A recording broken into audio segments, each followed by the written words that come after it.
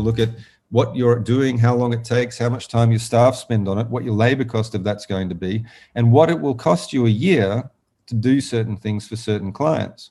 Now, what we've got on the board is only an example here. And it's a fairly flat example. It gets a lot more fluid and a lot more interesting than this.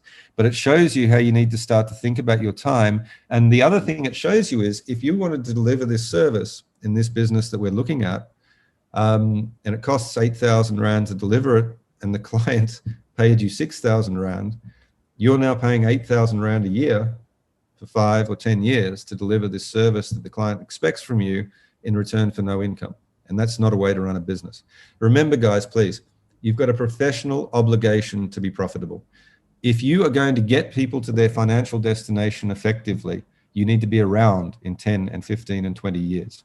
So you, for your clients' benefit, have to be running a profitable enterprise. It's absolutely essential that that is the case. You can't meet any of your requirements if you don't have that in mind first.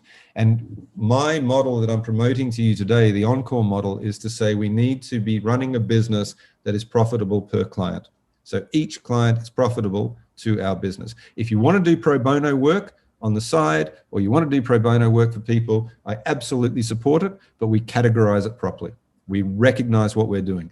I'm physically losing money on those people because I've made an ethical decision to do pro bono work. At the moment, you're physically losing money on a whole bunch of people that you didn't decide to lose money on because we've used the wrong model when we're segmenting and when we're looking at certain things with them. Okay, I'll skip this part because we're not going to go into the detail of it. But the reality is that if you start to look at the product matrix or the recommendations you make in your tender, in your financial plan, you can start to define that in terms of income that client will generate for your business. You can refine that down to a Rand cent amount that you're going to receive, and using that Rand cent amount based on what the client's willing to do with you and variability you put into your fees, you can then say, you get this agreement in return for it. This is a first-class ticket.